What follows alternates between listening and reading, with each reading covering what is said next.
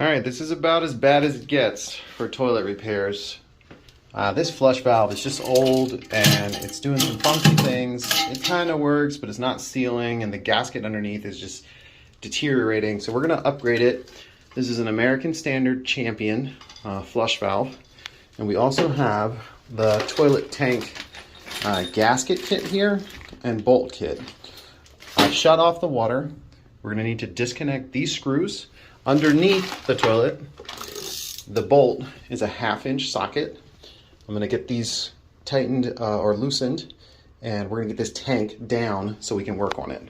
All right, I used my big flathead down there, and I've removed the nuts, so this can now come off. All right, with the tank off, we're also gonna change the fill valve as well as these bolts and the flush valve. It does indeed fit. To tighten or loosen this off. All right, so we got it off, and now we can pull this thing out of here. We need to get rid of this chain. Let's go ahead and remove this fill valve while we're at it. Try to wipe away any loose chunks of the old gasket that are around here. I think they're coming out. And now, according to the diagram, we want our flush valve sitting at that angle. I've got our new black washer here. Let's see if we can get this to thread on. I don't want to cross thread anything. It's kind of moving the whole thing though. There we go. Okay, I used the wrench here just to go a little bit past hand tight, and this has to be parallel with the tank. Now I'm using the Fluidmaster fill valve. This is the one that it's my go-to. We're gonna go ahead and get that set up. Okay, my Fluidmaster is in position inside of the tank here. And now we have this old beauty here that is going to be going in the trash.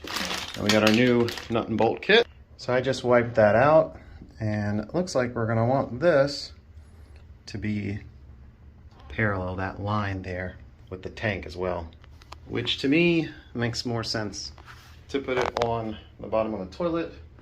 So that way when we lift it there, it sits perfectly. Now we got these little puppies. I don't know what you call them. Little gaskets or whatever. Pop down right in these holes. And then our bolts go through there.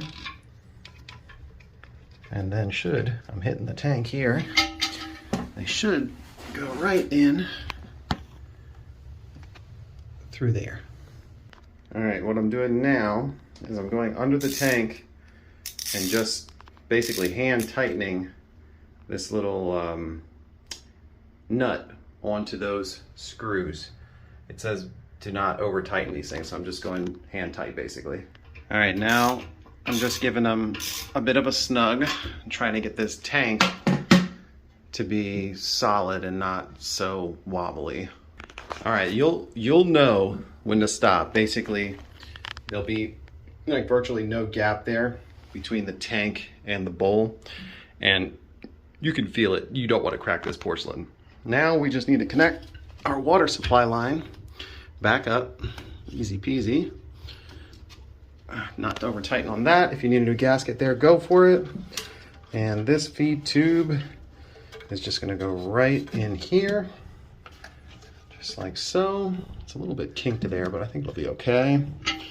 And we gotta connect our chain, which is this guy here. I had also already replaced this. This is also the standard tank here. We've got that connected. Everything's going up and down. We can turn the water back on.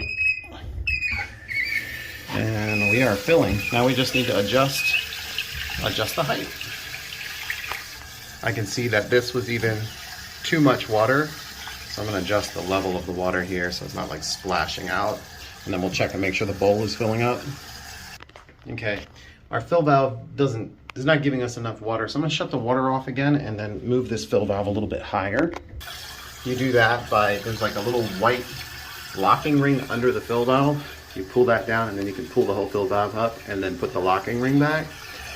And we want as much water as possible in this thing, which is probably good. Ooh. We're flushing now. Sounds good. That's water from before, but you do want to check around for leaks. Total, it was probably about a 15-minute project.